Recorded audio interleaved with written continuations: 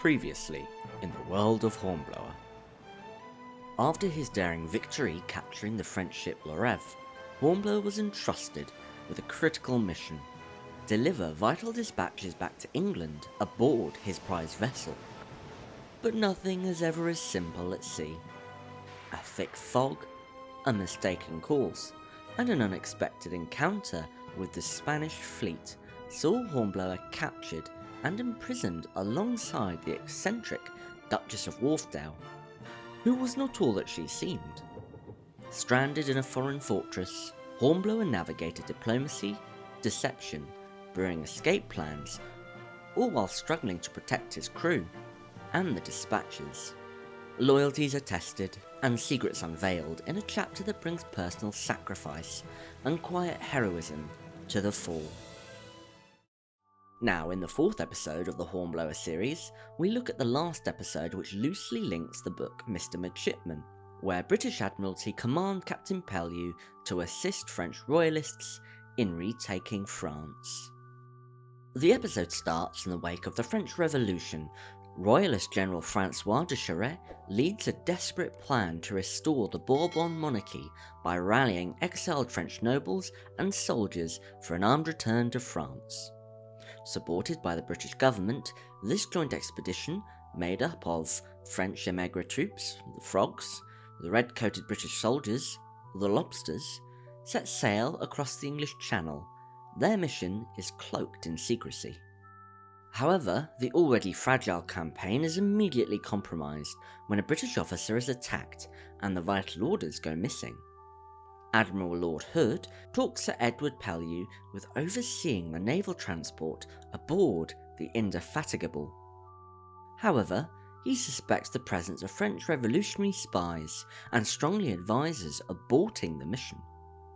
His warnings are dismissed and the operation proceeds. A fateful decision that casts a shadow over the entire undertaking. Among our daring crew is of course Horatio Hornblower, whose fluency in French and growing maturity see him appointed a liaison of sorts between the British and their French allies. Hornblower is assigned to a detachment, led by Colonel Marquis de Montcantin, a royalist with a personal vendetta against the Republic. He leads the Frogs. We are also introduced to Major Lord Edrington. The crew of the Indy affectionately call them the Lobsters. The journey from England to France is laced with suspicion and tension. Pellew, being sworn into secrecy, not revealing the plans have been stolen, is wary and nervous. On their arrival to the coast, it seems almost too easy for the combined Royalist and British forces. Hornblower is assigned to a small force that is ordered to cover a retreat by holding and, if necessary, blowing up the bridge near the town of Maiziac. The Marquis held federal authority on the region before the Revolution, and on his return to his home, he has seen it transformed into a den for republicanism. Art, books, and other items deemed unimportant have been sold and destroyed. This affects him deeply, and he abuses his authority by resurrecting the guillotine and executing any Republican sympathisers he can find, including civil officials and local townspeople. Hornblower, whose moral compass has become increasingly refined over the course of his service, is rather appalled. He clashes repeatedly, refusing to allow cruelty and vengeance to go unchecked, demonstrating his growing sense of leadership. Hornblower's character is further deepened when he rescues a terrified young boy from one of the Moncata's purges, and meets the boy's sister, Mariette. She is a compassionate and principled schoolteacher, fluent in English and brave in her convictions. Mariette represents a somewhat voice of reason amid the revolutionary chaos. Her relationship with Hornblower quickly blossoms into a sincere, if not doomed, romance. She inspires Hornblower to remain grounded in humanity, even as the operation around them devolves into brutality and failure. Meanwhile, Lieutenant Archie Kennedy, still recovering from his previous ordeals in the Spanish captivity, serves under Hornblower and quietly rises in resolve and confidence. His loyalty to Hornblower is absolute, and his decisions, particularly delaying the demolition of the bridge to give Hornblower time to escape, show a man regaining his sense of agency and courage. When the Republican forces counterattack, Pellew's fears are realised. It was a trap all along, and the Royalists collapse into disarray. We almost lose Mr. Bowles, but some quick thinking on his part save him from death. Moncada is captured and fittingly executed by the same guillotine he had used to instill fear. As Mysiak, Burns and revolutionary forces loot the town, Hornblower flees with Mariette, only to be intercepted at the last moment. She is tragically killed before they can cross back safely. Devastated, Hornblower is pulled to safety by Kennedy, who has waited until the last possible moment. The bridge is destroyed to prevent further pursuit. Hornblower and Edgerton then lead a disciplined withdrawal of British forces. Back at sea, Captain Pellew, ever the embodiment of calm authority, takes personal responsibility for the rescue. He commands the ND to sail closer so the crew can reach the withdrawing troops, stripping off his coat and rowing one of the boats to bring the men home. When Hornblower bitterly asks why they were forced to take part in such a flawed and tragic campaign, Pellew reminds him that the duty of a naval officer is not to choose which orders to obey, but to carry them out with honour. It's a sobering lesson that marks another turning point in Hornblower's evolution, from an idealistic junior officer to a battle-scarred, emotionally burdened leader, bound by service, yet not blind to its cost. I have to say that this is my favourite episode of the first series. It marks a significant tonal shift, moving from the individual tests of courage seen in earlier episodes to larger scale engagements. It is not only adapting from Mr. Midshipman, it is also loosely inspired by real events. The ill-fated Royalist invasion at Quiberon in 1795, the episode explores not only Hornblower's growth, but the fatal intersection of politics and warfare. Hornblower undergoes one of his most profound moral and emotional trials in this episode. As a liaison between British and French Royalist forces, he is forced to navigate not just language barriers, but ideological ones as well. His moral compass becomes the core of the narrative. His disgust at the Royalist abuses, particularly those of Moncada, sets him apart from the cold pragmatism of the British command. This is the episode where Hornblower's sense of justice and emotional depth truly crystallise. His protectiveness over the townspeople and Mariette shows a maturity that transcends duty. It's about human decency. His romance with Mariette is brief but deeply felt, and her death is a watershed moment, but also deepens the tragedy of a man bound to service, often at the cost of personal happiness. Despite this, he continues to lead with courage and restraint, completing the mission with dignity. The episode captures his transition from an intelligent but naive officer into a war-hardened man of principle. Pellew remains the moral and professional anchor of the series. While not as prominent in this episode, his presence is quietly authoritative.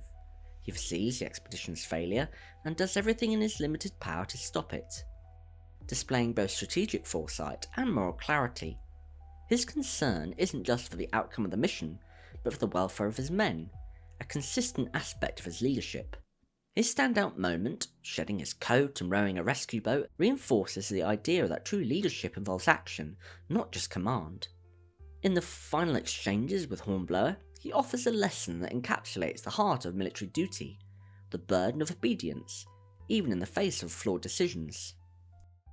Archie Kennedy also proves himself this episode. His key moment, delaying the destruction of the bridge in the hope that Hornblower will return, demonstrates a restored sense of agency and compassion. He is no longer the broken man from the earlier episode, he's becoming a capable and dependable officer.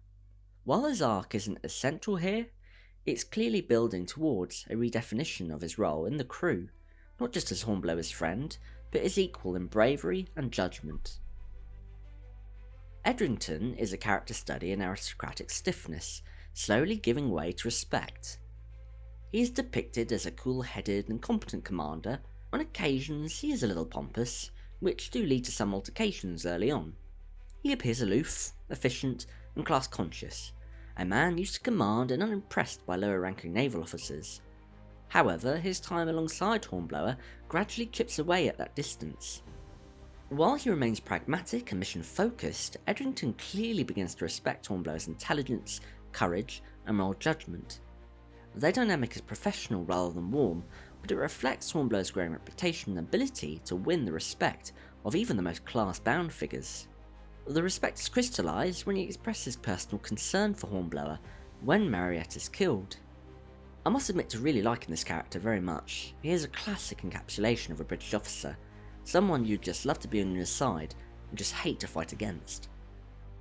We also have Mariette, who represents the civilian cost of war and the moral conscience of the episode. As a school teacher and compassionate sister, she stands for the quiet dignity of the common people, caught between opposing ideologies. Her romance with Hornblower is earnest and calculated, and through her, we see Hornblower's softer, more personal side. Her death is one of the episode's emotional climaxes, marking a pivotal loss for Hornblower. It also symbolises the ultimate price paid by innocence in political power struggles. The Montcalm is the embodiment of unchecked vengeance and aristocratic entitlement. He is a relic of the old way of things. He sees the campaign not as a political restoration, but as a personal crusade to reclaim power and punish those who took it from him. His summary executions and resurrection of the guillotine show how easily the oppressed can become oppressors once they regain power. It shows why a lot of people supported the revolution to begin with. If this is the type of man running France, then why wouldn't you want to fight against it? His interactions with Hornblower provide the clearest ideological conflict in the episode. His disdain for the Montcalm's brutality highlights his own evolution, and his eventual death by the guillotine he used becomes a stark symbol of the revolution's cyclical violence and the perils of ideological extremism. Yet, it must be said, I did think he definitely deserved his comeuppance. For me, the Frogs and Lobsters episode is a fantastic example of character-driven conflict done right. It is less about battle and more about values. Hornblower's integrity is put to the test as he grapples with the ethics of war and personal loyalty. His emotional arc, especially through his relationship with Mariette, adds new depth to his character, building sympathy without sentimentality. The juxtaposition of the guillotine and the noble cause of monarchy restoration is a powerful critique of cyclical violence. The idea that oppression breeds oppression is embodied in the Montcalm, who becomes the very tyrant he claims to oppose. Hornblower's resistance to these horrors gives the episode its conscience. And unlike many war dramas, the episode avoids triumphalism. The mission fails, people die, and no grand speeches are given. Instead, the duty is carried out amid the confusion. Hornblower doesn't win, but he survives with honour, and that, in this world, is probably victory enough. Director Andrew Greaves stages the action with clarity and nuance. The pacing builds steadily from the foreboding tension to explosive conflict, and the battle scenes, though not overly grand in scale, are tightly choreographed and well edited. The destruction of the bridge is suspenseful and tactile, while the final boat rescue feels raw and immediate. For Hornblower, this mission marks a turning point. He begins as an officer fulfilling orders and ends up as a man grappling with the human consequences of blind obedience. The death of Mariette leaves a wound deeper than any battlefield injury, reminding us that even in service, personal loss cannot be avoided. Yet through it all, Hornblower remains steadfast, upholding his word, protecting his men, and carrying the burden of failure with quiet strength. Captain Pellew's final words, reminding Hornblower that officers must obey even doomed orders, echo beyond the episode. In a world ruled by hierarchy and conflict, personal conscience and professional duty are often at odds. It's in Hornblower's struggles between these two forces that the episode finds its emotional core. And for that, the Frogs and Lobsters episode stands out for its thematic ambition, its sober realism, and its refusal to offer real easy answers. It's a story where heroism is measured not in the victory, but in the moral clarity, resilience, and the ability to hold the line, even as everything around you falls apart. Thanks for watching. Let me know your thoughts on the episode in the comments below. Don't forget to like, share, and subscribe to help the channel grow, and please do follow me on X and join my Discord server. Links are in the description below. Thanks again, and I'll see you next time.